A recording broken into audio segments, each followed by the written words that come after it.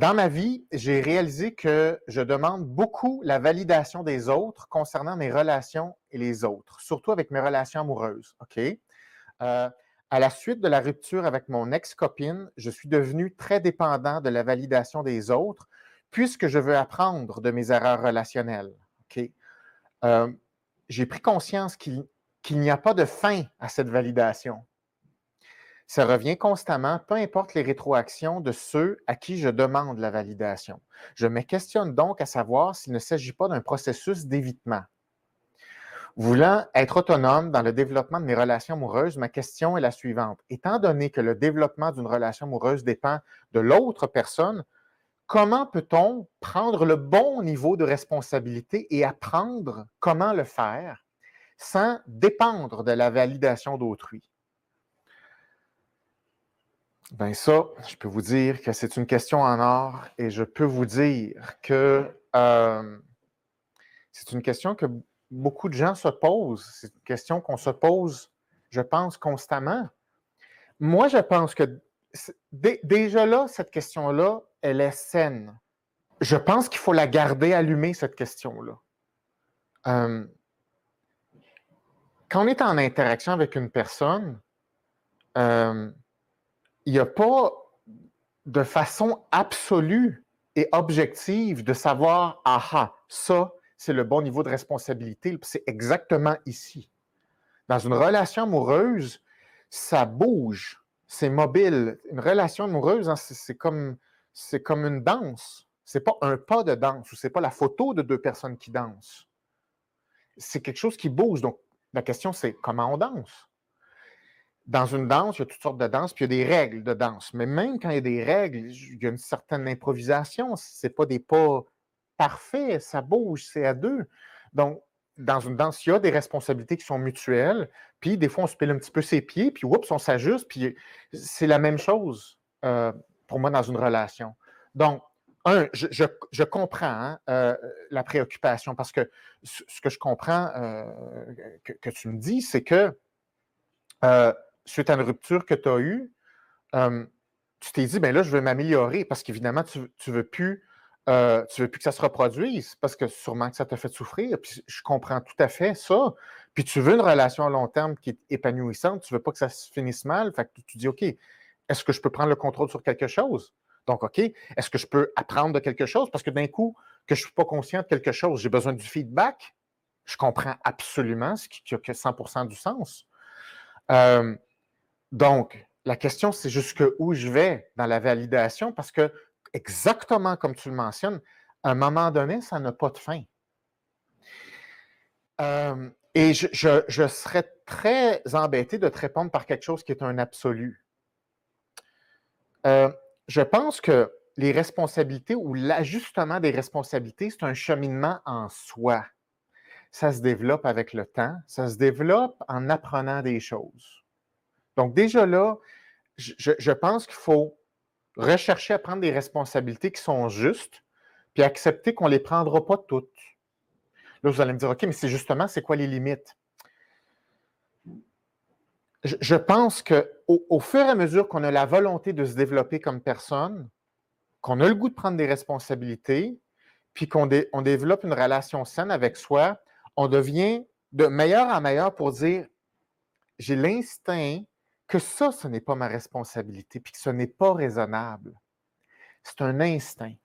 C'est pas, il n'y a pas de réponse définitive. C'est un instinct qui devient de plus en plus clair où tu apprends à dire non, ça, j'ai le sentiment qu'il y a quelque chose qui cloche là-dedans. Je suis prêt à aller jusque-là, mais passer ça, je le sens. Il y a quelque chose qui cloche.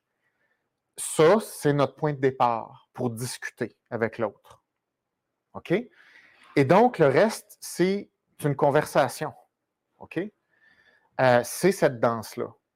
Donc, là, évidemment, vous allez me dire, oui, mais d'un coup que mon sentiment n'est pas ajusté, d'un coup que je ne fais pas confiance à ce sentiment-là, et d'un coup que mon sentiment n'est tellement pas ajusté que c'est ce qui a causé la rupture. C'est possible. Mais la volonté d'avancer, c'est la responsabilité première. Et d'après ce que je comprends, c'est déjà le point de départ idéal. Et le fait, dans la question, si tu me dis, j'ai peur de devenir dépendant, c'est aussi une bonne préoccupation de dire, OK, je veux prendre des responsabilités, mais je ne veux pas devenir dépendant. Je vais faire des choix par rapport à ça. Je vais jouer là-dedans. Donc, encore une fois, j'ai de la misère à voir le problème là-dedans. Je pense que les deux préoccupations sont bonnes. OK? Donc, je pense que c'est un éternel questionnement de dire où sont mes responsabilités? Est-ce que je peux en prendre plus? Puis si j'en prends plus, est-ce qu'elles sont réellement à moi? OK. Le piège typique, c'est lorsqu'on est très, très agréable, on a tendance à être très dépendant du feedback de l'autre. Et donc, on essaie, pour éviter le rejet, de prendre la responsabilité de la personne qui est notre interlocuteur ou interlocutrice. C'est très fréquent. Donc, une personne va dire non, je vais en faire plus, je vais packager ça sous ma forme de responsabilité. Donc, je suis une bonne personne, je veux prendre des responsabilités, mais dans le fond, ça sert à éviter la déception ou éviter le fait de devoir accepter qu'il n'y a pas de compatibilité puis ça ne fonctionne pas avec une personne. Donc, plutôt que accepter que ça ne fonctionne pas puis on est malheureux avec une personne, on va essayer d'augmenter le travail sur soi en prenant la responsabilité que l'interlocutrice ou la personne avec qui on est en couple ne veut pas prendre. Ça peut être un évitement, c'est-à-dire l'évitement d'être seul. Donc, évidemment, il faut être un petit peu vigilant par rapport à ça, parce qu'évidemment, personne n'a le goût d'être seul, personne ne veut se sentir rejeté, mais ça ne sert à rien de vivre une relation qui est aliénante, qui est essentiellement de la codépendance et qui ne rendra pas heureux. Et je pense qu'on est vigilant par rapport à ça, puis qu'on est déterminé d'avoir une vie qui est épanouissante, bien, on est déterminé d'avoir une relation qui est épanouissante.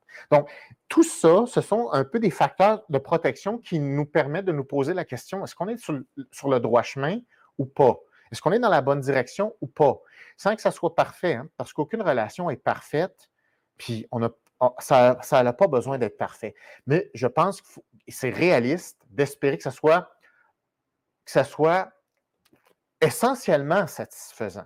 Des défis, OK, mais ça prend des défis qui ont tendance à évoluer, qui avancent, qui sont importants.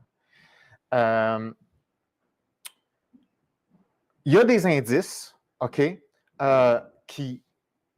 qui permettent de prédire le bon niveau de responsabilité quand même. Par exemple, il faut s'assurer qu'on est propriétaire de nos choix. C'est-à-dire, par exemple, toi, tu es responsable de tes choix. Donc, ce n'est pas la conséquence de l'autre qui va créer tes choix. Tu prends responsabilité de tes choix. Donc, tes choix t'appartiennent. Tes émotions t'appartiennent. Donc, tu es responsable de tes émotions. Tes défis personnels sont les tiens. Donc, tout ça, ça rentre dans ta sphère de responsabilité. Donc, si tu te concentres sur faire des choix qui sont positifs pour toi, qui t'amènent à avancer, tu t'intéresses à tes propres émotions, puis tu as le goût de les prendre en charge, puis d'avancer avec ça, tu es dans la bonne direction. Encore une fois, ça ne sera jamais parfait, puis ça n'a pas à l'être. Mais je pense que c'est correct d'avoir un dialogue, mais il ne faut pas que ça tombe dans la validation à outrance. C'est-à-dire, une personne peut te confier son opinion, mais une opinion, ce n'est pas une vérité. C'est juste ce que la personne pense. Puis ce qu'une personne va te dire, ça ne veut pas dire qu'il faut que tu t'adaptes à 100% avec ce qu'une personne vient te dire. Donc, je pense qu'il faut que tu prennes la décision de faire tes propres choix. Puis si tu fais tes propres choix, c'est la meilleure antidote pour ne pas sombrer dans la validation qui est externe.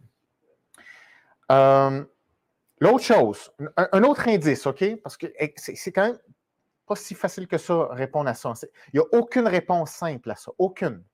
Parce que ça va rester un challenge jusqu'à la fin de notre vie. C'est toujours un jeu de où s'arrêtent et commencent mes responsabilités. Un petit jeu que j'aime bien, c'est mettons qu'une personne te fait une demande, ou toi tu te sens d'une certaine façon, ou il arrive un conflit. J'aime bien la méthode de te demander, est-ce raisonnable que? Mettons là, que tu es à l'extérieur, là, tu vois ça de loin, là, puis tu pars des faits. Est-ce raisonnable dans les circonstances que telle chose se survienne, que tu te sens de telle façon, que tu conclus que tu vois les choses de telle façon, que l'autre réagisse ou voit les choses d'une certaine façon ou se comporte de telle façon? Qu'est-ce qui est raisonnable là-dedans? Quand on part dans du raisonnable, le raisonnable, ce qui est le fun, c'est qu'on est très, très basic. On baisse la barre beaucoup, puis ça nous permet d'enlever une partie de la pression d'être si parfait que ça. On vient à la base. Est-ce qu'on est dans du raisonnable? Si on est dans des zones raisonnables, ça veut dire qu'il y a sûrement des responsabilités raisonnables associées à ça. Mais si à un moment donné, on sort du raisonnable, il faut que ça jette la puce à l'oreille de il y a quelque chose à un moment donné là, qui cloche, puis c'est pas nécessairement toi. Et ça se peut que toi, tu aies des demandes. Puis ça se peut que toi, il y ait des choses que tu veux qui se passent, puis que tu inities des conversations pour que l'autre aussi s'adapte de temps en temps.